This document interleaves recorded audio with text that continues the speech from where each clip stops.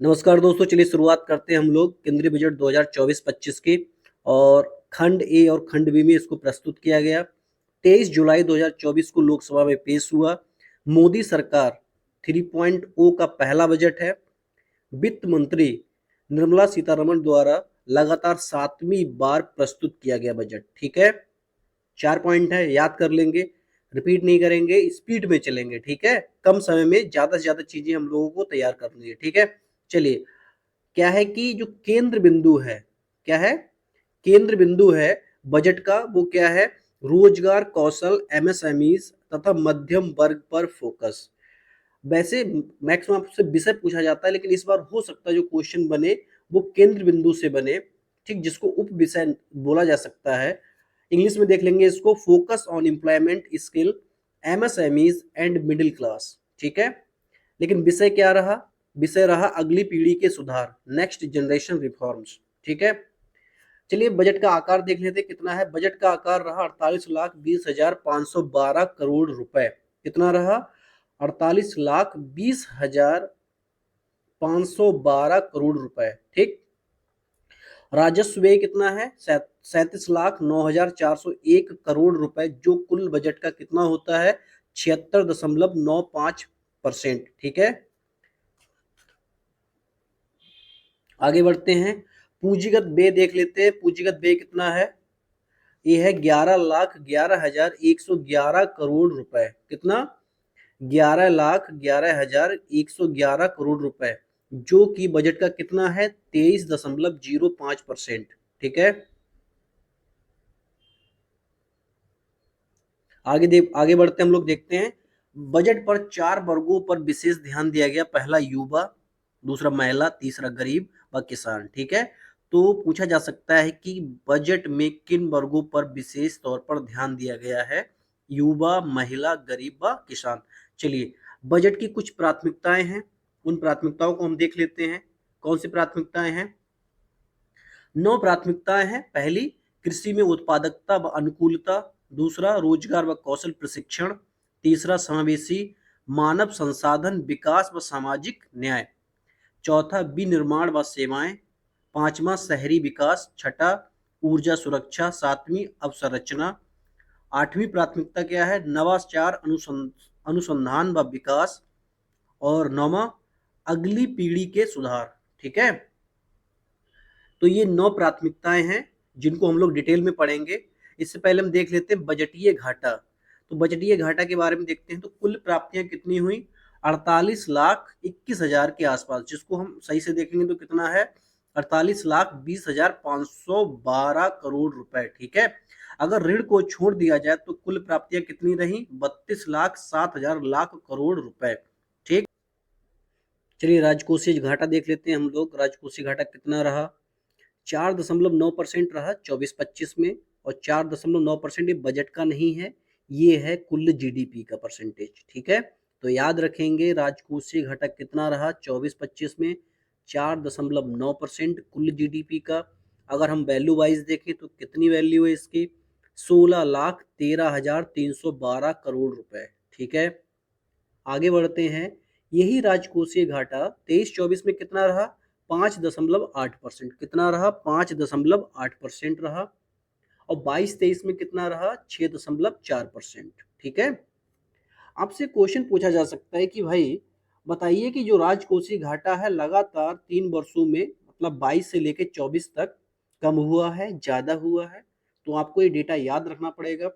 अगर आप exact data भूल भी जाते हो तो आप इतना याद रखना कि लगातार कम हुआ है या ज्यादा हुआ। तो लगातार कम हुआ है। ठीक है, आगे बढ़ते हैं। अब देखते हैं राजस्व घाटा।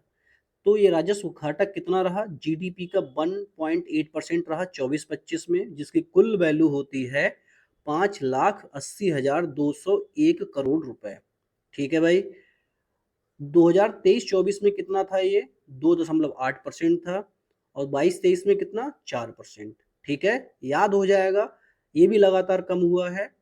ठीक, प्रभावी राजस्व घाटा देख लेते हैं, जो 24-25 में कितना है कुल जीडीपी का? 0.6%। और जिसकी कुल वैल्यू है 1,89,423 करोड़ रुपए। ठीक है, 23-24 में प्रभावी राजस्व घाटा जो था वो 1.8% था। कितना? 1.8%। और 22-23 में कितना रहा? 2.8%। ठीक है, चलिए आगे बढ़ते हैं। प्राथमिक घाटा देख लेते हैं। तो कौन कौन से घाटा? राजकोषीय घाटा, राजस्व घाटा, प्रभावी राजस्व घाटा, यहाँ पे तीनों देखिए लगातार कम हुए हैं। ठीक है, अब हम आगे देखते हैं। अब देखते हैं प्राथमिक घाटा, ये भी लगातार कम हुआ है। तो 1.4% रहा कुल जीडीपी का, जिसकी कुल वैल्यू है 4,50,372 करोड़ रुपए। ठीक, 23-24 में यही प्राथमिक घाटा कितना रहा? 2.3%। और 22-23 के अंतराल में कितना रहा? 3%। ठीक है, चलिए कुछ पॉइंट वाइज देख लेते हैं चीजों को। वर्ष 25 से 26 तक जो राजकोषीय घाटा है उसको 4.5% करने का लक्ष्य रखा गया है। किसके? जीडीपी के 4.5% करने का लक्ष्य रखा गया है वर्ष 25 से 26 तक। ठीक है, वर्ष 24 से 25 में जीडीपी जो रही अनुमानित कितनी है? 3,26,36,912 करोड़ रुपए। पिछले वित्त वर्ष में ये जो है पिछले वित्त वर्ष से 10.5% अधिक रही। ठीक है, 10.5% अधिक रही है।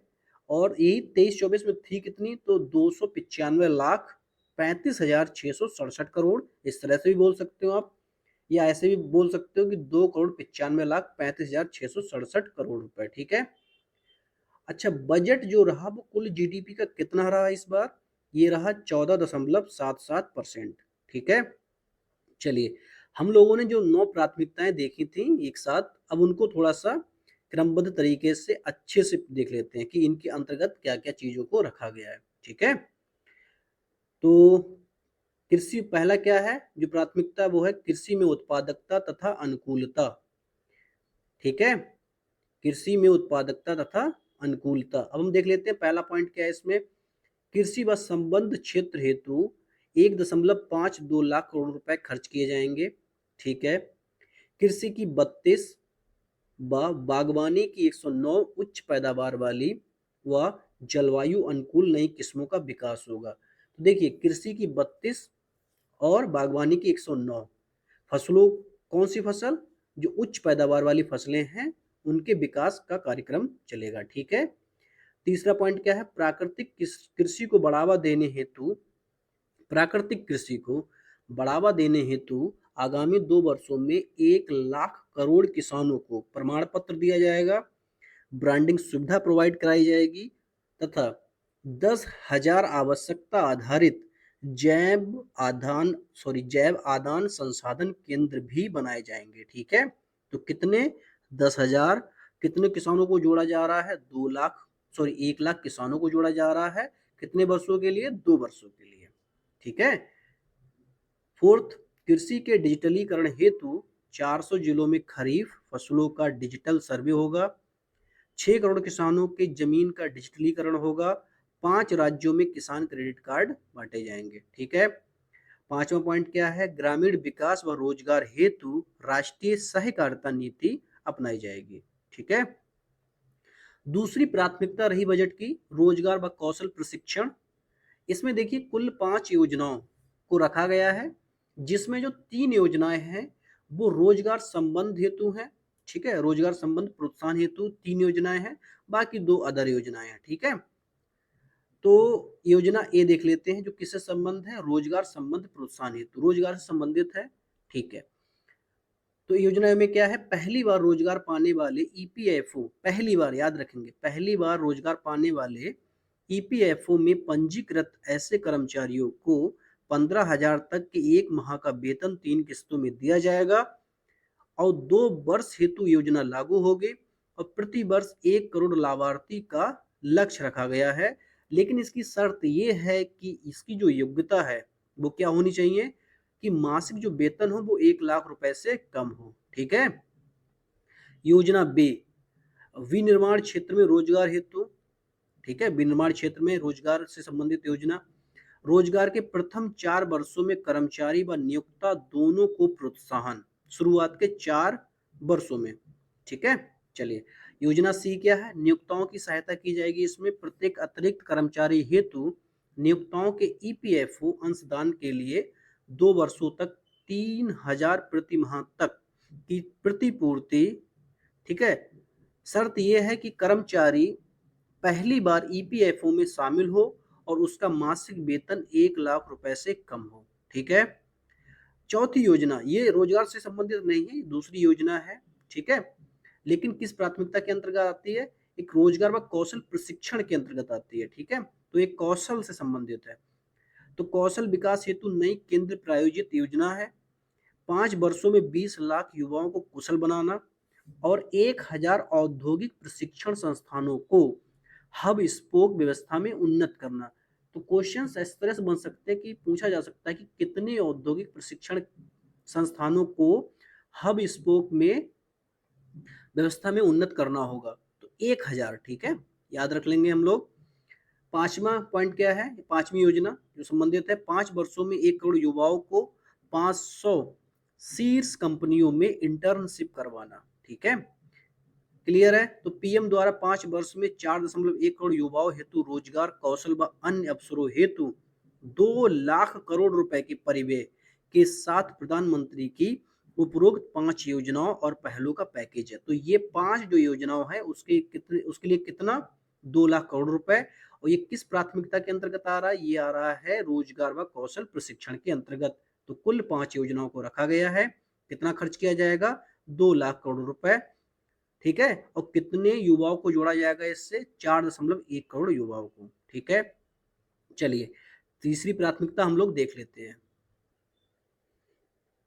बजट में तीसरी प्राथमिकता कौन सी रखी गई है, समावेशी मानव संसाधन विकास व सामाजिक न्याय।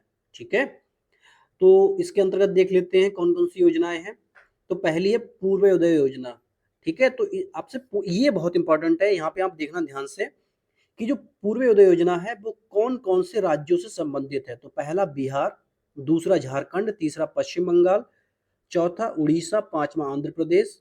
इसके विकास के लिए पूर्वोदय योजना चलाई जाएगी। ठीक है, या इसके अंतर्गत काम होगा। ठीक, याद रख लेंगे। फिर है गया बिहार, गया कहाँ है, बिहार में है, वहां पे औद्योगिक केंद्र का विकास होगा। ठीक, अमृतसर कोलकाता औद्योगिक गलियारे के साथ में। ठीक है, आगे बढ़ते हैं। 21,400 करोड़ रुपए की लागत से विद्युत परियोजनाएं आरंभ होंगी, जिसमें पीरपैंती बिहार में, पीरपैंती कहाँ है, बिहार में 2400 मेगावाट का नया विद्युत संयंत्र शामिल है। तो कितनी लागत के साथ, 21,400 करोड़ रुपए की लागत से। ठीक है, विद्युत परियोजनाएं आरंभ होंगी। तो ये अकेला नहीं है, और भी होंगी, लेकिन ये 2400 मेगावाट का नया विद्युत संयंत्र बनाया जाएगा यहाँ पे। तो 26, आगे बढ़ते हैं। 26,000 करोड़ रुपए की लागत से बिहार में 4 अवसंरचनाएं, इसको हम याद करेंगे अच्छे से। पहली कौन सी अवसंरचना, पटना पूर्णिया एक्सप्रेसवे। दूसरी बक्सर में गंगा नदी पर पुल। तीसरा बक्सर भागलपुर एक्सप्रेसवे। चौथा बोध गया से राजगीर और वैशाली व दरभंगा सड़क संपर्क। ठीक है, ये 26,000 करोड़ रुपए की लागत से बिहार में 4 अवसंरचनाएं बनाई जाएंगी। ठीक है, रट लेनी है बिल्कुल, ये यहाँ से पूछा जा सकता है।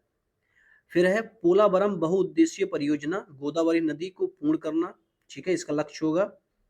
आंध्र प्रदेश की राजधानी विकास हेतु 15,000 करोड़ रुपए खर्च किए जाएंगे। पीएम आवास योजना के तहत 3 करोड़ अतिरिक्त मकान बनाए जाएंगे। महिलाओं व बालिकाओं से संबंधित योजनाओं में 3 लाख करोड़ रुपए से अधिक का आवंटन। देखिए, थोड़ी स्पीड हो सकती है, ज्यादा हो, लेकिन आप लोग ध्यान से सुनेंगे और अगर ध्यान से पढ़ते हुए जाएंगे तो कम से कम समय में आपको पूरा बजट क्लियर हो जाएगा। ठीक है, तो यहाँ से बाहर नहीं आएगा पीसीएस की बात की जाए तो। ठीक है, और बहुत चीजें तो यूपीएससी में फिर फंस सकती हैं। ठीक है, तो आगे बढ़ते हैं हम लोग। कहाँ पे थे, महिलाओं व बालिकाओं से संबंधित योजनाओं में 3 लाख करोड़ रुपए से अधिक का आवंटन। तो आपसे पूछा जा सकता है कितना खर्च है, 3 लाख करोड़ रुपए। आगे प्रधानमंत्री जनजातीय उन्नत ग्राम अभियान, क्या है भाई, जनजातियों के आर्थिक विकास हेतु है। तो पूछा जा सकता है इसमें कितना खर्च है या कितने लोग होंगे। तो 63,000 गांव के 5 करोड़ जनजाति लाभार्थी इसमें शामिल होंगे। ठीक है, आगे बढ़ते हैं, पूर्वोत्तर क्षेत्र में भारतीय डाक भुगतान बैंक की स्थापना की जाएगी, जिसकी 100 से अधिक शाखाएं स्थापित होंगी। कितनी शाखाएं? 100 से अधिक शाखाएं। ठीक है। चौथी प्राथमिकता रही बजट में विनिर्माण व सेवाएं। ठीक है, तो इसके अंतर्गत देख लेते हैं क्या क्या पॉइंट है।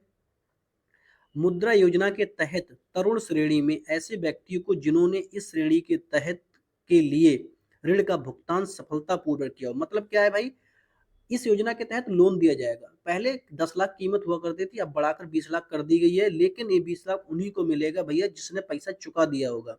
क्या है कि जो पहले 10 लाख रुपए का लोन लिए हैं वो पहले से पैसा चुका चुके हैं, तभी उनको ये पैसा मिलेगा। ऐसा नहीं कि आपने 10 लाख का लोन लिया, आपने डिफाल्टर हो गए, आप अब कह रहे हो कि 20 लाख का लोन दे दो फिर हम 10 लाख चुका देंगे, तो ऐसा बिल्कुल नहीं है। ठीक है, तो उन लोगों को दिया जाएगा जो लोग क्या है, डिफाल्टर नहीं है। आगे बढ़ते हैं, इंटर्नशिप योजना। इसके अंतर्गत क्या है कि 5 वर्षों में 1 करोड़ युवाओं को इसमें 5,000 प्रतिमाह इंटर्नशिप भत्ता एवं 12 माह पूरे होने पर 6,000 एक मुफ्त सहायता दी जाएगी। ठीक है, तो 5 वर्षों में 1 करोड़ युवाओं को कितना, 5,000 प्रति माह इंटर्नशिप भत्ता। ठीक है, और 12 महीने पूरे होने पर 6,000 रुपए दिए जाएंगे। ठीक है, आगे बढ़ते हैं, राष्ट्रीय औद्योगिक गलियारा विकास कार्यक्रम के तहत, किस कार्यक्रम के तहत? राष्ट्रीय औद्योगिक गलियारा विकास कार्यक्रम के तहत 12 औद्योगिक पार्कों को मंजूरी दी जाएगी। ठीक है, पांचवी हमारी प्राथमिकता रही शहरी विकास। तो शहरी विकास के अंतर्गत 30 लाख से अधिक आबादी वाले 14 बड़े शहरों हेतु पारगमन की सुविधा।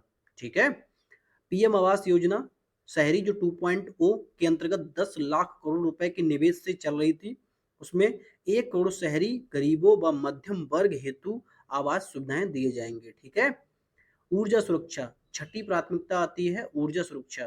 ठीक, इसके अंतर्गत देख लेते हैं, पीएम सूर्य घर मुफ्त बिजली योजना के अंतर्गत 1 करोड़ घरों में, कितने घरों में? 1 करोड़ घरों में प्रति माह 300 यूनिट तक मुफ्त बिजली प्राप्त हेतु रूफटॉप सोलर प्लांट। ठीक है, तो कितनी यूनिट? 300 यूनिट। कितने घरों में? 1 करोड़ घरों में। ठीक है, आगे बढ़ते हैं, 800 मेगावाट का उन्नत ultra super critical thermal power plant की स्थापना किसके द्वारा की जाएगी? एनटीपीसी और वेल के द्वारा। ठीक है, कितने मेगावाट? 800 मेगावाट। ठीक है, थर्मल पावर प्लांट। आगे बढ़ते हैं, नेक्स्ट प्राथमिकता क्या रही? अगली पीढ़ी में सुधार। ठीक है, तो देख लेते हैं इसके अंतर्गत, ईज ऑफ डूइंग बिजनेस हेतु एक बार होगा। ठीक, जन विश्वास विधेयक 2.0 शीघ्र लाया जाएगा। और इसके अंतर्गत क्या है? एनपीएस वात्सल्य योजना, माता पिता व अभिभावकों द्वारा आवश्यक बच्चों के लिए अंशदान हेतु एनपीएस वात्सल्य स्कीम चलाई जाएगी। ठीक, तो 2 पॉइंट है अगली पीढ़ी में सुधार के लिए, तो आप इनको देख सकते हैं। एक तो एनपीएस वात्सल्य स्कीम है, और ईज ऑफ डूइंग बिजनेस हेतु जन विश्वास विधेयक 2.0। ठीक, नेक्स्ट प्राथमिकता क्या है? अवसंरचना। तो अवसंरचना में निवेश हेतु केंद्र द्वारा पूंजीगत व्यय के अंतर्गत 11,11,111 करोड़ रुपए, जो कुल जीडीपी का कितना है? 3.4% है, का प्रावधान अंतरिम बजट के बराबर। मतलब क्या है? इतना ही अंतरिम बजट में प्रावधान किया गया था जितना अभी किया गया है। ठीक है, अवसंरचना के लिए तो कितना है? कुल जीडीपी का 3.4% है, इतना याद रखेंगे। कुल वैल्यू कितनी है इसकी? तो 11,11,111 करोड़ रुपए। ठीक है, आगे बढ़ते हैं,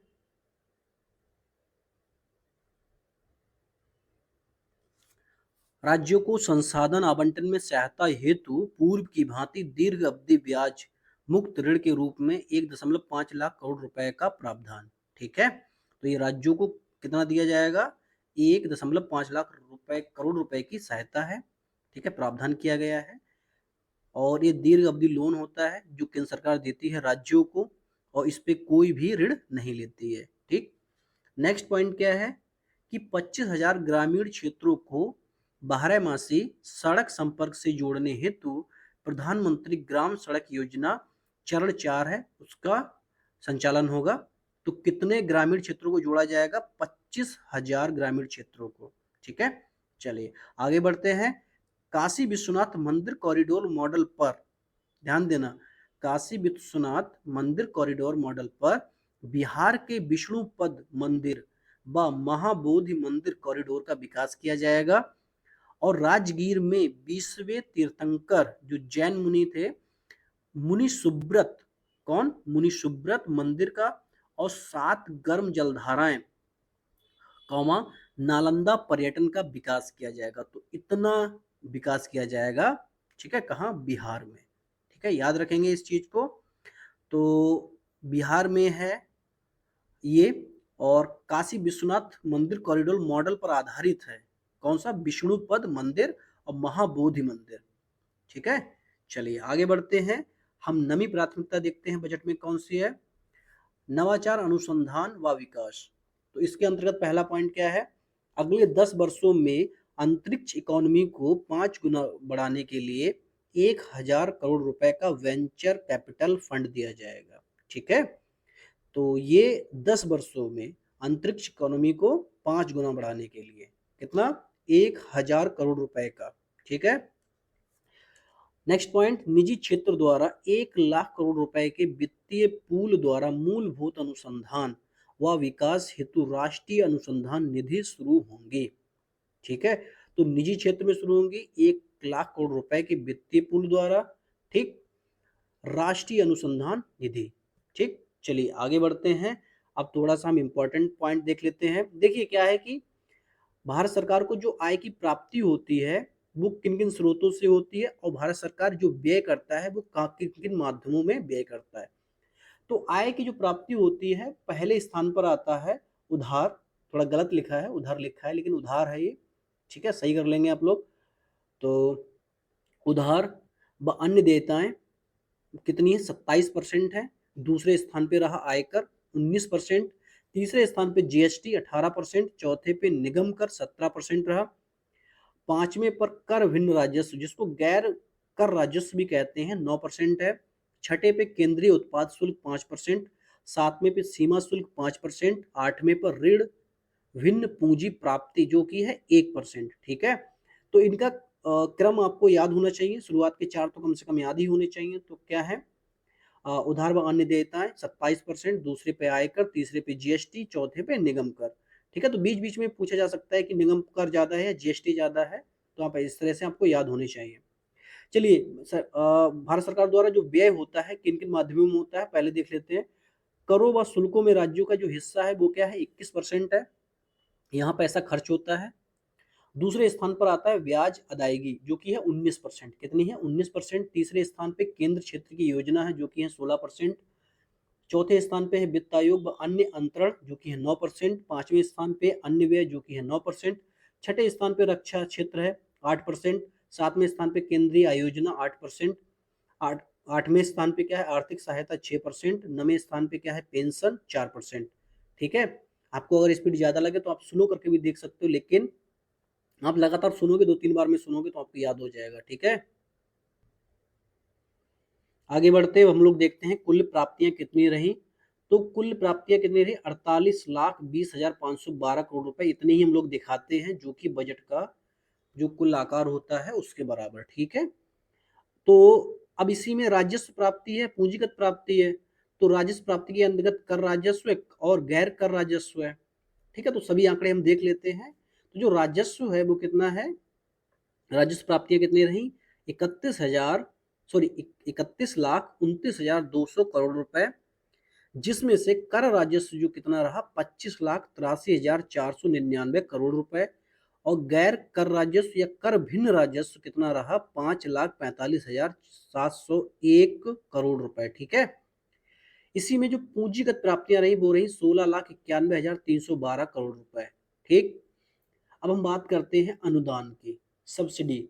देखिए यहाँ पे जो सब्सिडी है उसका मतलब अनुदान है, और जो ग्रांट होते हैं उनका मतलब भी अनुदान होता है, ठीक है। तो यहाँ सब्सिडी की बात करेंगे जो कि कितनी है, 4,28,422 करोड़ रुपए, ठीक है। जो कुल बजट का कितना हिस्सा है, 8,95 करोड़ रुपए, ठीक, कितना, 8 95% है। ठीक है, गलत बोल गए थे हम अभी।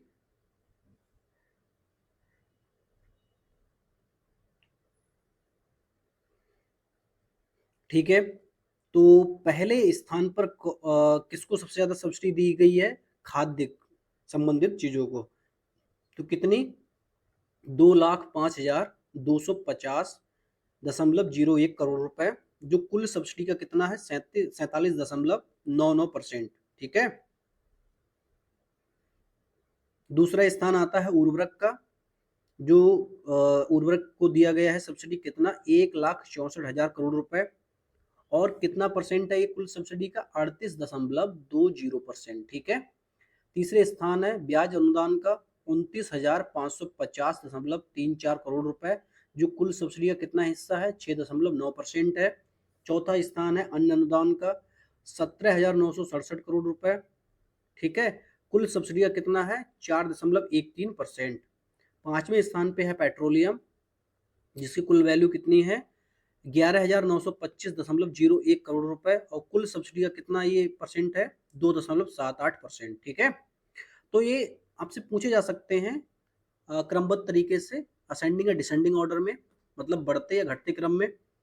तो आपको याद होनी चाहिए। ठीक, परसेंटेज आप याद कर लेना, या आप कुल वैल्यू भी याद कर सकते हो। कुल वैल्यू में प्रॉब्लम हो जाती है। देखिए, खाद है तो आधे आधा तो खाद्य संबंधित चीजों को दिया गया है, तो आपको ऐसे याद हो जाएगा। आधा है, लगभग लगभग 50% बोल सकते हैं, हालांकि ऐसा है नहीं, 48 के आसपास है, तो ऐसे याद कर सकते हो। तो फिर बचा कितना?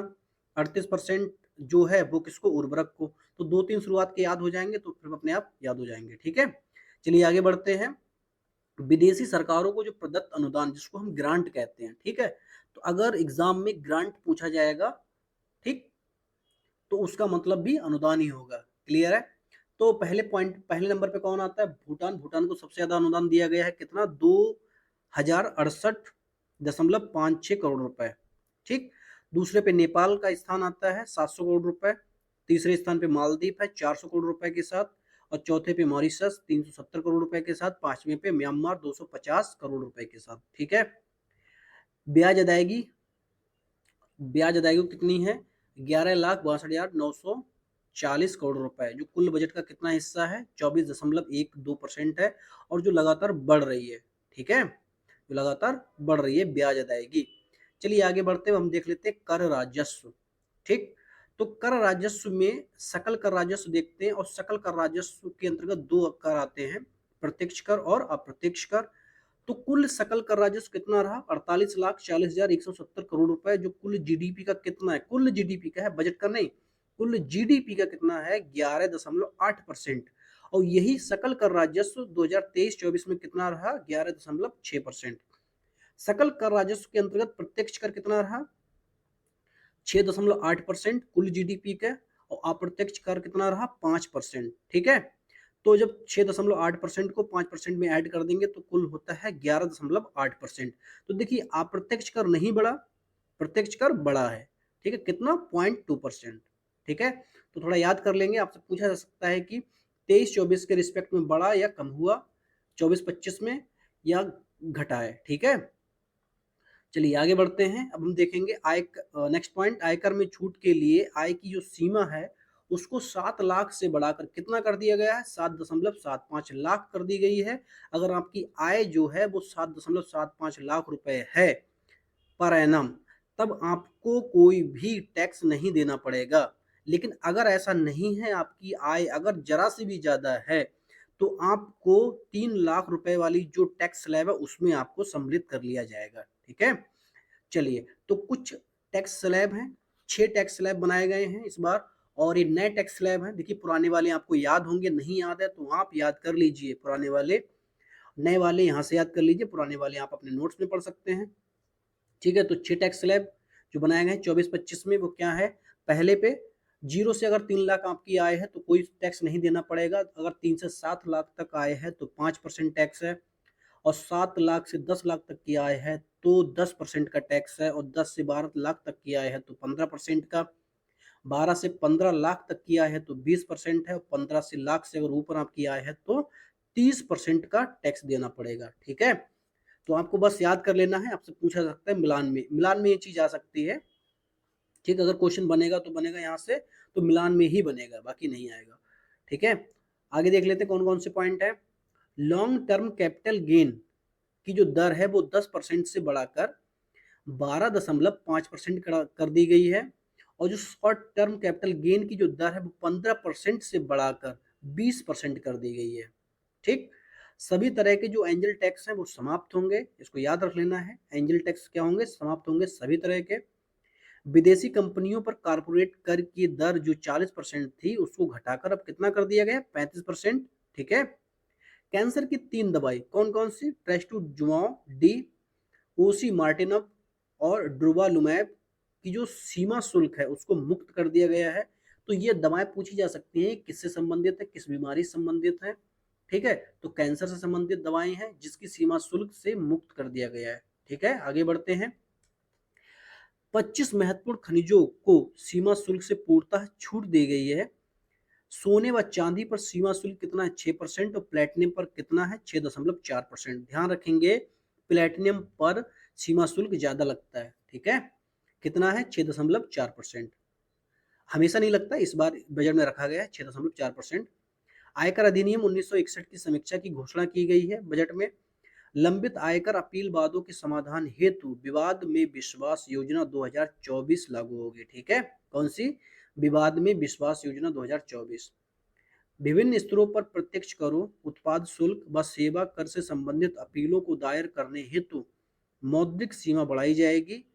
ठीक है, तो मौद्रिक सीमा क्या जो अपील हम लोग करते हैं तो जो खर्चा होता है, जो नई नई तरह तरह की अपीलें की जाती हैं उनमें जो खर्चा होता है उसकी सीमा बढ़ा दी गई है। तो टैक्स ट्रिब्यूनल जो हैं, जो टैक्स अधिकरण हैं, उनको 60 लाख रुपए तक की मौद्रिक सीमा, और उच्च न्यायालय 2 करोड़ रुपए तक, सुप्रीम कोर्ट 5 करोड़ रुपए तक। ठीक है, आगे। नई पेंशन स्कीम में नियोजक के योगदान को कर्मचारी के वेतन से 10% से बढ़ाकर 14% कर दिया गया। ये चीज याद रख लेना, ये काफी चर्चा में रहा था। ठीक है, आगे बढ़ते हैं हम लोग। अब देखेंगे नेक्स्ट पॉइंट। वेतन भोगी कर्मचारी हेतु स्टैंडर्ड डिडक्शन को 50,000 से बढ़ाकर कितना? 75,000 करने का प्रस्ताव। वहीं पेंशन भोगियों हेतु 15,000 से बढ़ाकर 25,000 करने का प्रस्ताव। ठीक है, अब हम आगे बढ़ते हैं। अब देख लेते हैं सबसे इंपॉर्टेंट चीज, जो सकल कर राजस्व है उसमें विभिन्न कर जो है उनका हिस्सा कितना है। ठीक है, तो सबसे पहले स्थान पर आता है आयकर, जो कि कुल सकल कर राजस्व का कितना है? 30% है, लगभग 30% है, 30.91% है। और जिसकी कुल वैल्यू कितनी है? 11,87,000 करोड़ रुपए। आपको एकदम रटा हुआ होना चाहिए ये डेटा। ठीक, पहले पे आयकर, दूसरे पे जीएसटी। जीएसटी कितनी रही? 10,61,899 करोड़ रुपए, जो है 27.65% कुल सकल कर राजस्व का। तीसरे स्थान पर निगम कर है, जो क्या है? कितना है?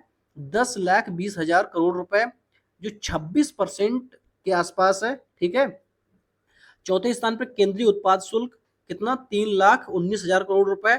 और पांचवें स्थान पे कितना है? सीमा शुल्क। ठीक है, जो कि कितना है? 2,37,745 करोड़ रुपए, जो कुल सकल कर राजस्व का कितना है? 6.19%। ठीक, तो आपको ये बिल्कुल रटा हुआ होना चाहिए। पहले पे आयकर, दूसरे पे जीएसटी, तीसरे पे निगम कर, चौथे पे केंद्रीय उत्पाद शुल्क और पांचवें पे सीमा शुल्क। यहां से क्वेश्चन बनता ही है दूसरे तीसरे साल। अब मैं नहीं कह सकता कि आ ही जाएगा, लेकिन मैक्सिमम यहां से क्वेश्चन बनता है। ठीक है, चाहे पीसीएस हो चाहे आरओ हो। ठीक, आगे देखते हैं अन्य तथ्य क्या है। पीएम गरीब कल्याण योजना हेतु 5 वर्षों के लिए बढ़ा दी जाएगी। मतलब पीएम गरीब कल्याण जो योजना चल रही है वो 5 वर्षों के लिए बढ़ा दी जाएगी। दूसरा, शिक्षा रोजगार व कौशल हेतु 1.48 लाख करोड़ रुपए का आवंटन। वहीं पे उच्च शिक्षा हेतु 10 लाख रुपए तक का ऋण। ठीक, कर नेक्स्ट पॉइंट, कर प्रस्ताव आयकर एक्ट। कर प्रस्ताव आयकर एक्ट 1961 की समीक्षा, जो आयकर एक्ट 1961 है उसकी समीक्षा। धर्मार्थ संस्थाएं एवं टीडीएस का सरलीकरण होगा। मुकदमेबाजी व अपील कर आधार में वृद्धि। ठीक है, तो ये काम किए जाएंगे बजट में, ये लिखा गया है। ठीक है, चलिए आगे बढ़ते हैं। अब प्रमुख मदों में व्यय, तो ये भी बहुत इंपॉर्टेंट है। हालांकि इंपॉर्टेंट तो एक एक चीज ही है, बहुत ज्यादा फालतू चीजें तो रखी भी नहीं है मैंने बजट में, टू द पॉइंट ही है। तो यहाँ पे इस चीज को हम देख लेते हैं कि किन किन मदों में कितना खर्च किया गया है, ठीक है, और वो बजट का कितना परसेंट है। तो पहले स्थान पे आता है रक्षा क्षेत्र, जिसमें कितना दिया गया है, 4,54,773 करोड़ रुपए, जो कुल बजट का कितना है, 9.43%, ठीक है।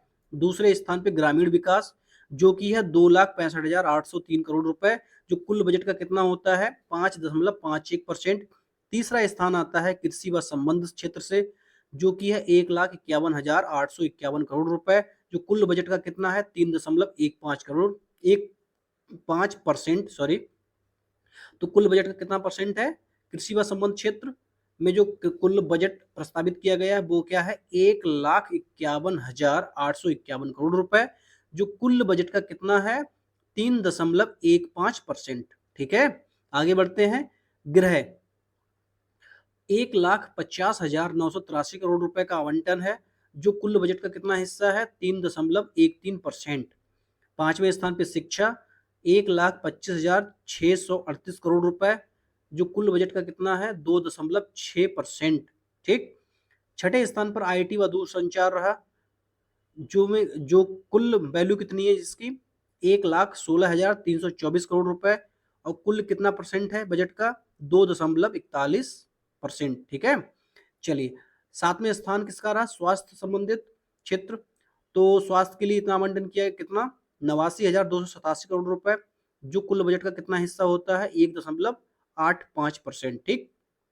चलिए, तो ये 7 क्षेत्र हैं जिनमें अधिकतम बजट जो है, बजट का आवंटन हुआ है, और ये आपको याद होनी चाहिए, ठीक है।